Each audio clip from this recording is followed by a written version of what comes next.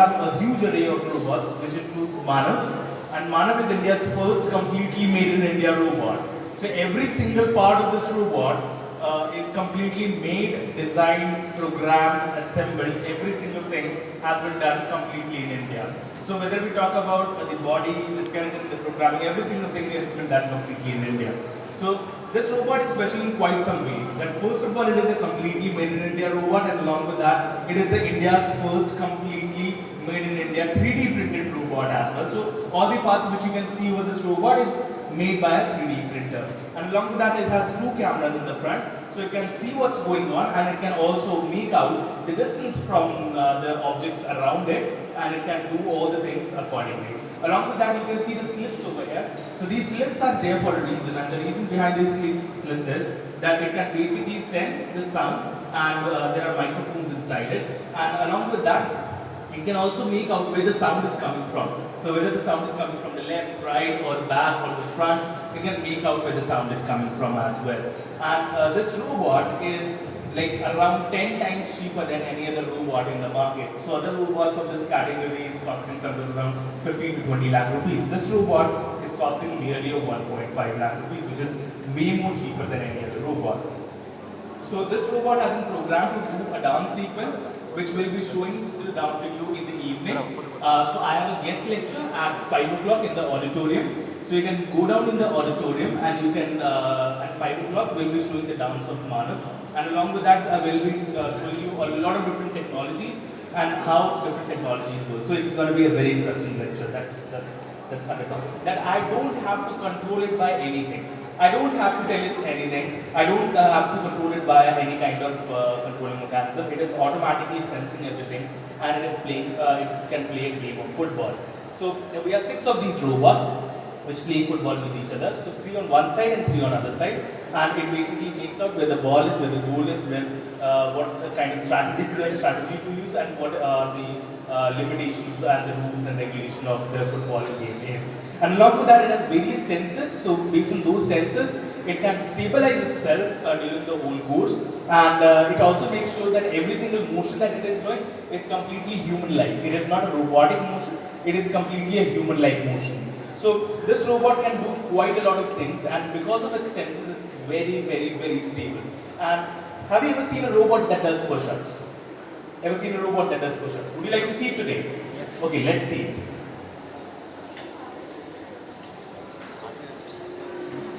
Give it a big round of applause if you like it. Not only this, it is so stable that it can even do headstands. So it can stand on its head and still stabilize itself during the whole. So let's see how it does that. അവരോട് ചോദിക്കുക എവിടെയുള്ളത് വിളിച്ച് contact ചെയ്യാൻ വേണ്ടി പറയും നേരത്തെ എങ്ങനെ ചോദിക്കുന്നത്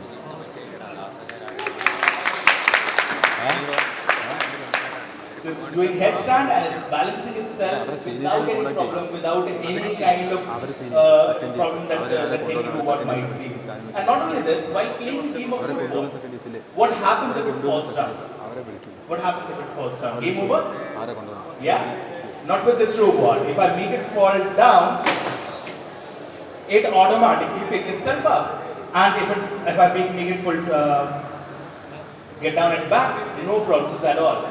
And it can also make out whether it has fallen in front or at the back, and based on that, it can automatically pick itself up again. So this is a robot that can technically never fall down, because as soon as I make it fall down, it automatically gets back up again. So this is our football playing robot. We have some other cool robots here with us. So for example, we have this robot, which is our shadow robot. Now what exactly is the significance of shadow? A shadow is exactly like you, and it basically follows everything the way you want it, right? So this robot, we have made it like a shadow of this arm. So as I move this arm, the same way this robot moves. So as I move this arm, the same way this robot over there also moves.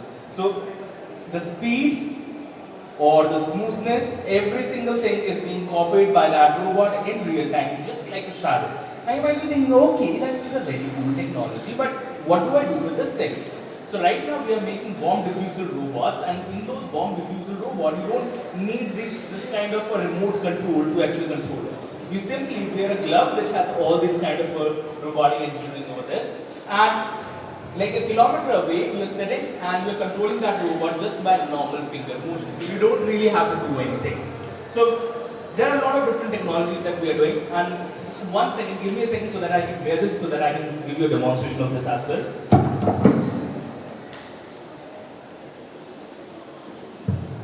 Now, I was showing you the drone right now, and I was controlling this drone via this remote control. But the special thing about this drone is that this drone is completely autonomous. Now, by completely autonomous, I mean that I don't need to control this drone by a remote control. So, this drone is able to fly without any remote control, without any human. It can go over the places and automatically come back without any kind of human help. Doesn't matter what the weather situation is, what kind of environment there is, no problems at all.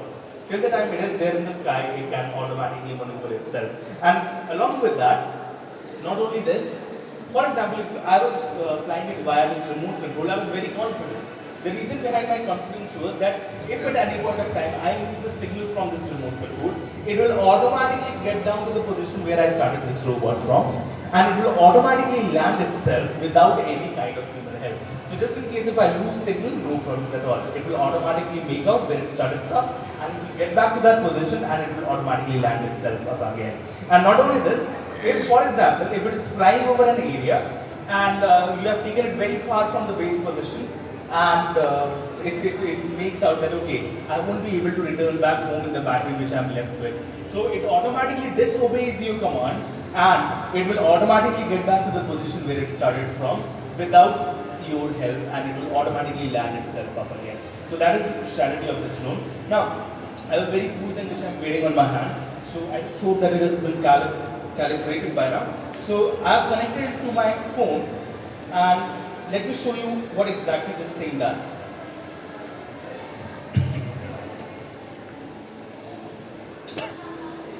So what I'll do is, this device basically senses my muscle motion.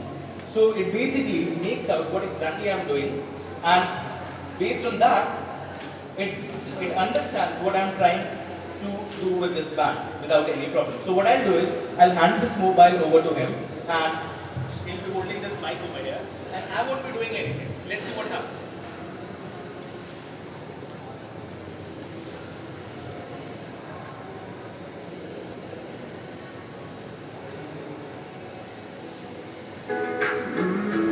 I'm just playing this song by muscle motion. I've changed the song just by muscle motion. And not only this, I can do even cool things. Let's see.